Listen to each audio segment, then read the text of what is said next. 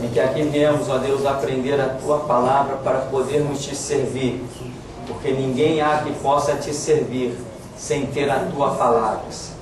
Por isso, ó Deus, nos abre o entendimento, nos esclarece as Escrituras, nos revela as entrelinhas, nos dá sabedoria que só pode vir do alto. E nós cremos que aquele que tem falta de sabedoria só pode receber das Tuas mãos. Por isso, nos capacita, ó Deus. Nos capacita não a vivermos uma vida normal, comum, mas nos capacita a sermos instrumentos de poder, glória e revolução nas Tuas mãos, libertando os cativos, restaurando os oprimidos, apregoando a liberdade daqueles que estão, ó Deus, encabrestados, abrindo vista aos cegos, ó Deus, curando os enfermos, mostrando que Jesus Cristo ainda é Senhor, que vive e reina eternamente. Assim, esta graça te pedimos nesta manhã, em nome de Jesus. Amém. Amém. Na página 3, nós vamos passear por um tema chamado arrependimento. O que é o arrependimento? Se você procurar no dicionário da língua portuguesa, você vai encontrar algumas definições. Mas eu gosto sempre de entender o contexto bíblico.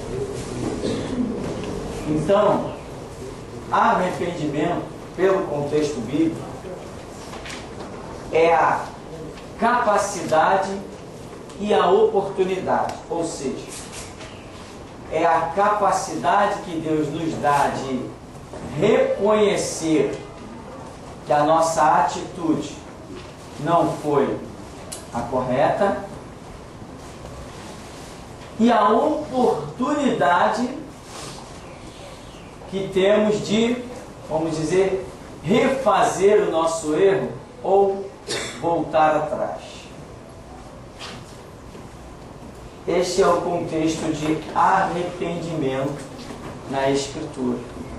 Muitas pessoas não estão vivendo esta que é uma doutrina bíblica básica. Quando João Batista aparece, ele vem logo dizendo o quê? Arrependei-vos. Aí vem Jesus e diz, arrependei-vos porque é chegado o reino dos céus. Mas eu gosto sempre de lembrar o que muita gente esquece. João Batista e Jesus, o começo do seu ministério não foi pregando para ímpio, foi pregando para os santos, foi pregando para aqueles que tinham a lei, tinham pergaminho, se reuniam todo sábado para louvar, bendizer e engrandecer o nome de Javé.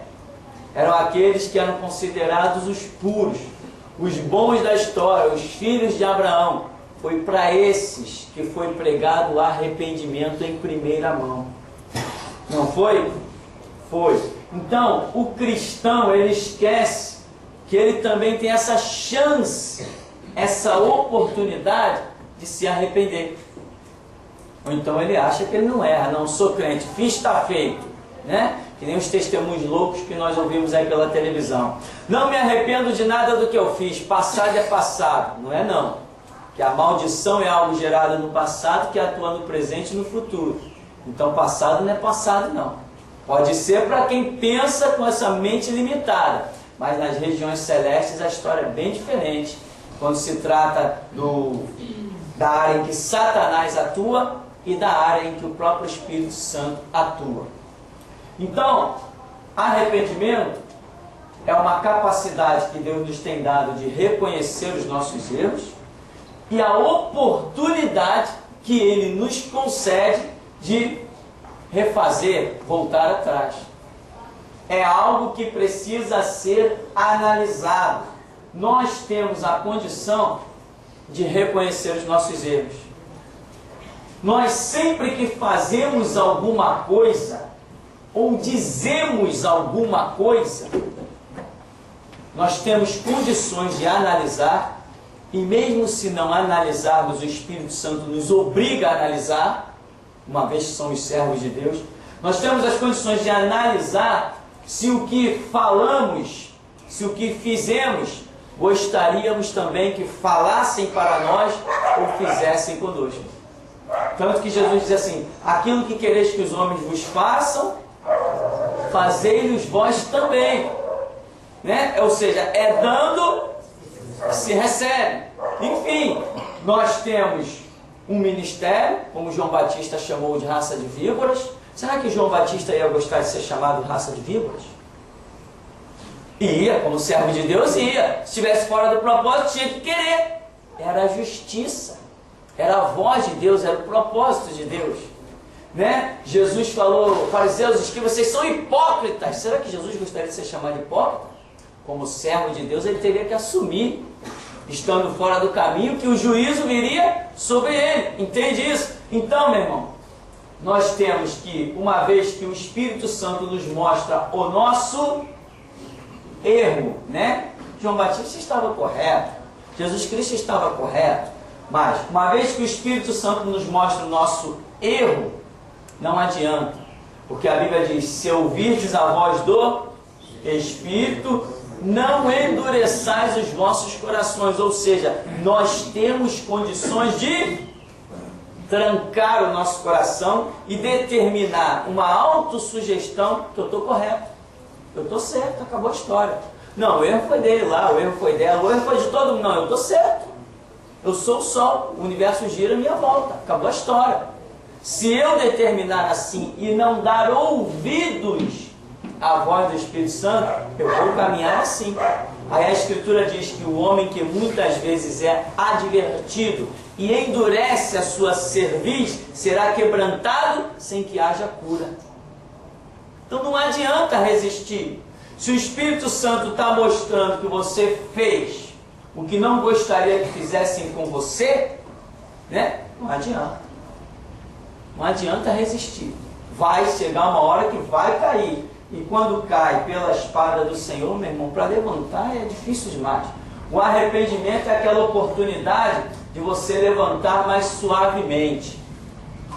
Enquanto não foi derrubado de vez, tem um arrependimento. Coisa que o diabo não teve.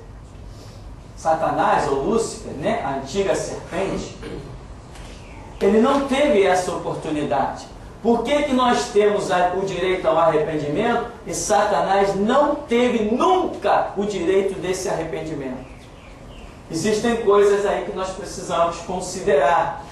Talvez muitas outras nós possamos descobrir ao longo da caminhada. Mas, em primeira mão, nós, vou botar nós, seres humanos, nós vivemos em um mundo onde, se eu te perguntar assim, o que vai acontecer amanhã? Você não sabe. Mas o diabo também não sabia o que ia acontecer no amanhã. Ele também não sabia. Então, até aí, os dois teriam direito ao arrependimento. Ou seja, você não sabe qual é o produto da sua ação. Você não tem condições de analisar o amanhã. Mas eu te pergunto, vamos mudar um pouco esse cenário. Você hoje tem um conhecimento de Deus?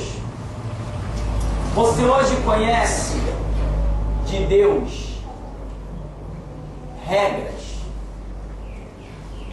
Você hoje sabe que Deus é soberano e nenhum dos seus pensamentos será impedido. Você sabe que lutar contra os propósitos, as regras de Deus, é lutar cavando a própria sepultura. Você sabe disso? Todos nós sabemos disso bastante. Ou precisamos entrar numa faculdade, ser arrebatado para saber isso? Não. Por quê? Porque o Espírito Santo já tem testificado conosco de que a Bíblia é a palavra de Deus e ali está a verdade. Então, o que nós, se hoje transgredirmos, não terá jeito? As regras de Deus. O que o diabo transgrediu? Exatamente as regras, as normas de Deus, que ele tinha muito bem conhecimento.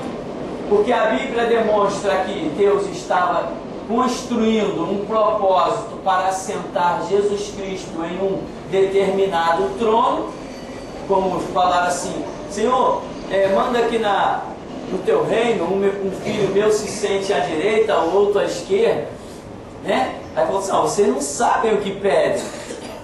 podeis beber o cálice que eu bebo e ser batizado no batismo que eu sou batizado? Sim, aí verdadeiramente podereis, mas o assentar-se à minha direita, à minha esquerda, é para aqueles que o Pai determinou. Então, Jesus tem um trono, que foi preparado por Deus, esse trono, mas o diabo disse, subirei acima das estrelas do céu e serei semelhante ao Altíssimo. Altíssimo não era o Filho, Altíssimo é o Pai. Altíssimo não é o Filho, Altíssimo é o Pai. Então o diabo queria ser semelhante ao Pai. Ele queria estar acima do próprio Jesus. Então, esse projeto de ser semelhante ao Pai era um projeto que era para o Filho unigênito. O diabo, sabendo dessa situação, se levanta na sua conhecida rebelião,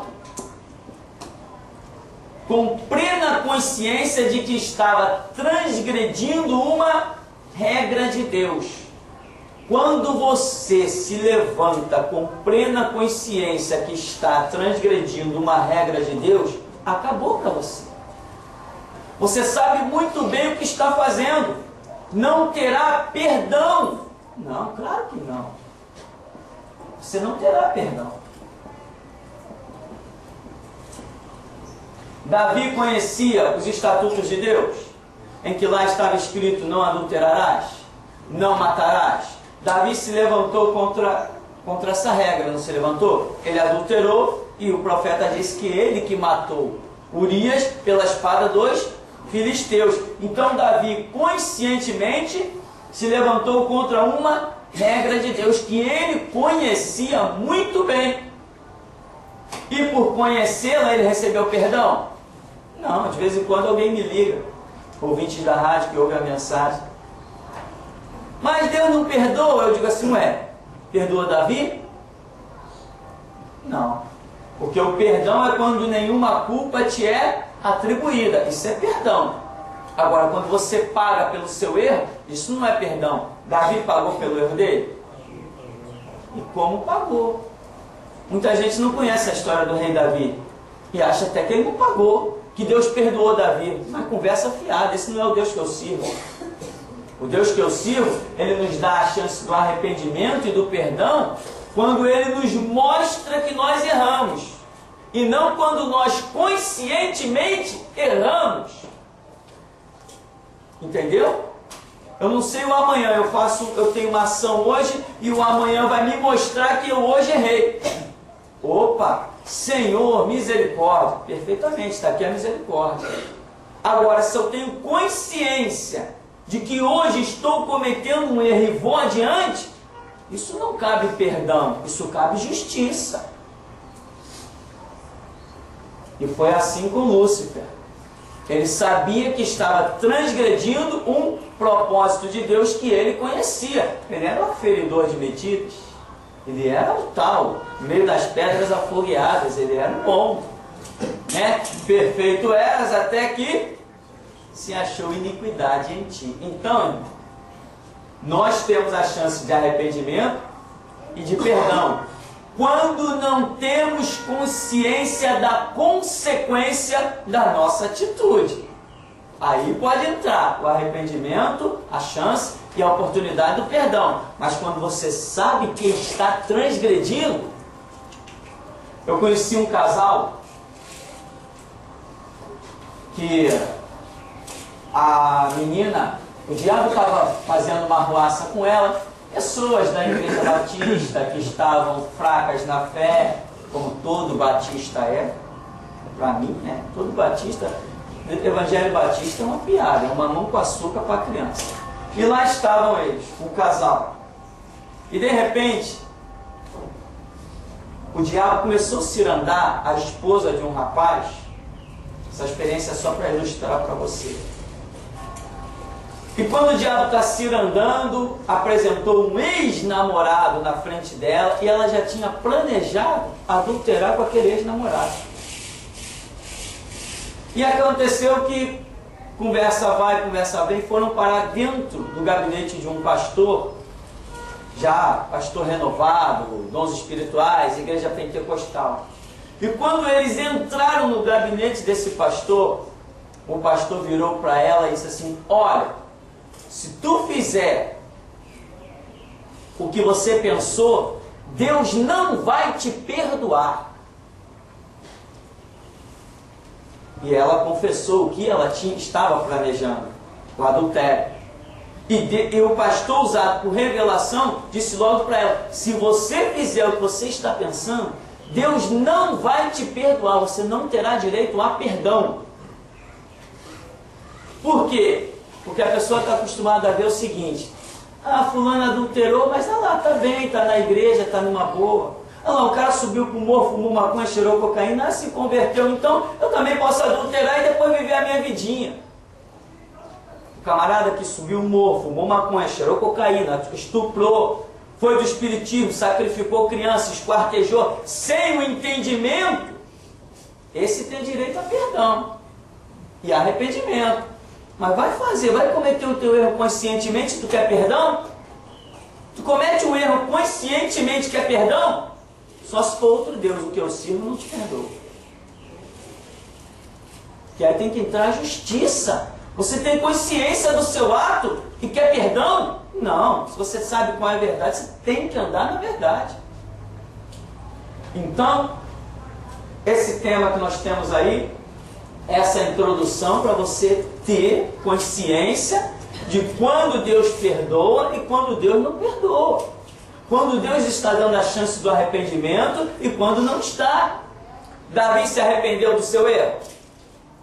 Se arrependeu, lamentou, planteou: olha, não quero música na minha presença. Andou lá pelo palácio que nem doido, batendo nas paredes, rolando num canto, rolando no outro, clamando. E aí, o que adiantou? Não adiantou de nada. Em absolutamente nada. Por quê? Porque ele tinha consciência de que estava pegando a esposa de outro homem, estava usando uma autoridade ministerial que lhe foi dada, estava usando uma influência ministerial. Isso é terrível, porque nós, ministros de Deus, temos influência. Sem dúvida que temos influência. E como tem gente por aí que desfruta dessa influência, mas vai pagar e vai pagar caro. Então, Davi sabia muito bem o que ele estava fazendo, tinha plena consciência do ato dele. Aí depois Deus vai dizer assim: não, Davi, tudo bem, está perdoado. Mas assim, que Deus é esse? Não é você, se o cara mata, o cara rouba a mulher do outro e está perdoado. Não, esse não é o Deus da Bíblia. O Deus da Bíblia não é só Deus de perdão e misericórdia, é também Deus de juízo, justiça. Ele não só dá um paraíso, como também dá um inferno. Esse é o Deus da Bíblia. Por isso Jesus Cristo disse: bem-aventurado que tem fome e sede de justiça, porque serão fartos. O que é a justiça? Nós queremos ver alguém indo para o inferno? Não. Mas aquele que negar a Cristo e pisar no seu sangue, tem que ir para o inferno. Tem que ir. É uma questão de justiça. Eu não posso pagar o preço, sofrer distância da minha família, sofrer as lágrimas dos meus filhos, passar um monte de aflição, aí eu vou para o céu. Aí daqui a pouco olha o camarada lá que não fez nada, viveu a vida dele regaladamente, negou Cristo, zombou de Deus, tacou fogo em Bíblia, vai para o mesmo céu que eu. Cadê a justiça? Não tem justiça. Então, arrependimento na Escritura, eu entendo que seja isso. Aí vem um monte de detalhezinhos aí que você deve ler desta página 3. Vem até uma definição do dicionário, mostrando que é remorso, né? Que é uma angústia de consciência por culpa ou crime. E vem uma definição de arrependimento, que tem dois detalhes. O primeiro é sentir pesar pelos erros, e o outro é mudar de parecer. Nós temos na Escritura dois exemplos muito clássicos, muito comentados a respeito disso. que é o de Judas e o de Pedro, né? Muita gente diz assim, Judas teve só um remorso, mas não se arrependeu. Pedro, porém, se arrependeu. O que nós vemos que aconteceu com Judas é que ele se arrependeu, mas ele não teve perdão. Porque Jesus Cristo disse, o Filho do Homem vai como dele está escrito, mas ai daquele por quem ele é traído. Meu irmão, traição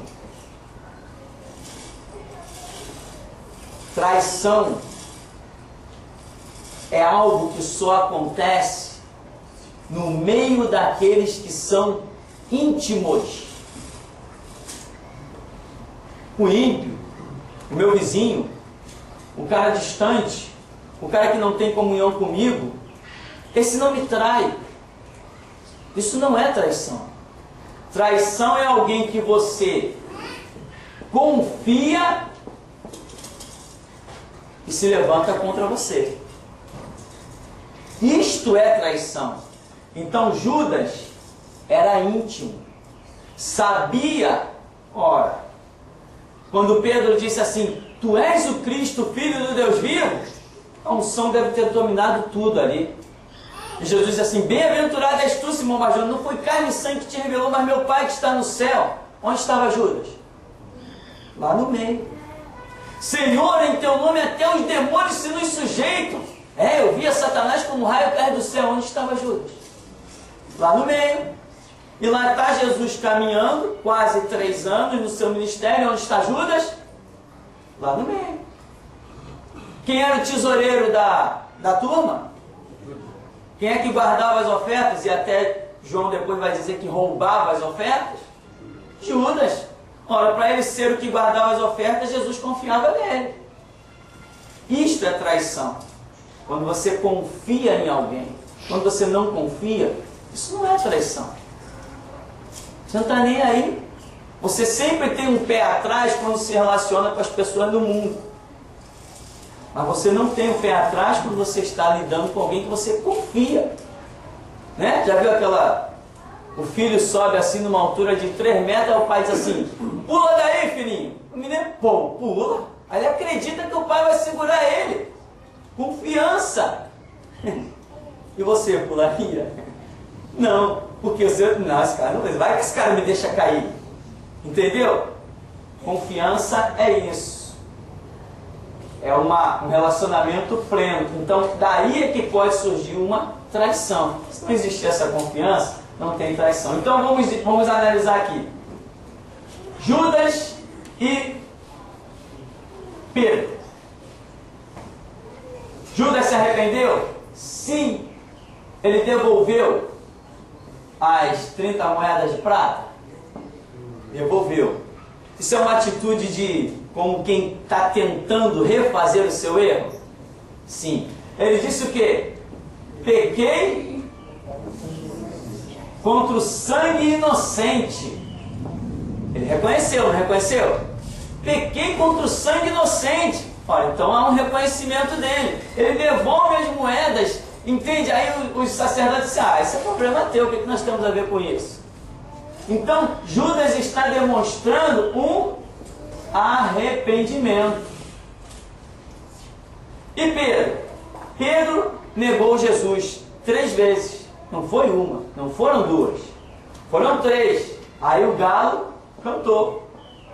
3 vezes Pedro nega Jesus. Aí diz a Bíblia que Pedro também se arrepende. Porque diz que Pedro chorou amargamente.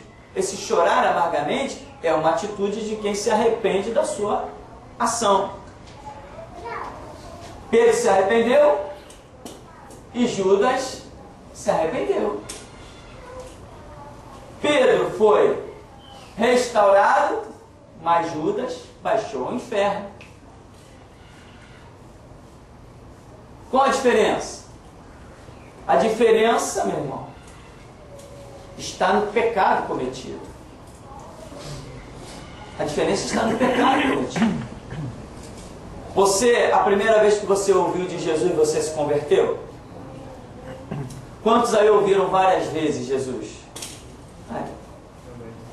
Então, mas da primeira vez que você disse, não, eu não quero esse negócio de igreja, eu não quero saber desse negócio de crente, dessa primeira vez você foi cortado? Não. Mas você pecou em dizer que não queria saber de Deus? Pecou. Mas esse pecado teve perdão? Teve. Você não tinha consciência nem do que estava falando. Negar Jesus? Você, não, eu estou vivendo a minha vida normal. Eu vou fazer a minha faculdade, eu vou conseguir um bom emprego, eu vou ter o meu carro, a minha casa, eu vou viver a minha vidinha. Era o que você foi adestrado. O Espírito Santo reconhece que quando você o nega 1, 2, 3 vezes, ele sabe quantas oportunidades tem preparada para você. Então a sua chance de arrependimento vai existir até que ele diga, basta. Então, Pedro negou 3 vezes, mas Deus considerou o pecado de Pedro de maneira a ainda conceder-lhe oportunidade. Judas traiu 1 vez e não teve mais chance.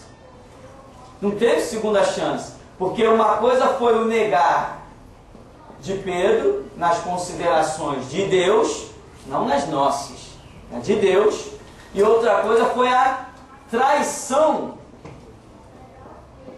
de Judas. Talvez quando Jesus tivesse dito, o Filho do Homem vai como dele está escrito, mas ai daquele por quem ele é traído, talvez ele estivesse dizendo essa palavra justamente porque Judas estivesse do seu lado. Nós não sabemos. O evangelista não registra quem estava ali na hora que ele disse isso. Mas normalmente essa é uma palavra que é dita entre os discípulos. Provavelmente Judas esteve ali. Então Jesus já estava demonstrando que traição não tem perdão. Nós vimos isso, não vimos? Na Escritura, teve a rebelião de Coré, Datã e Abirão. Foi uma traição. Teve perdão? Não. Judas. Absalão, filho de Davi, teve perdão? Não.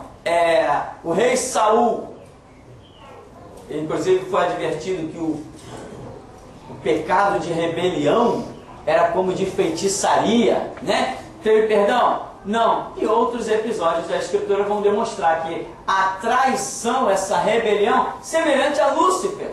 Lúcifer não foi uma traição? A Bíblia não diz que ele era íntimo de Deus? Diz que ele era íntimo de Deus. O aferidor de medidas revela uma intimidade muito grande, com formosura e um monte de coisa. Então, a diferença está no que foi feito. Então, tem pecados que não são perdoados. Agora, e esses, todo mundo tem consciência do pecado que não recebe perdão, todo mundo tem consciência. Agora, se você está na situação de Pedro, aproveite a sua oportunidade, amém? Tem alguma pergunta aí? Pastor. Alessandro?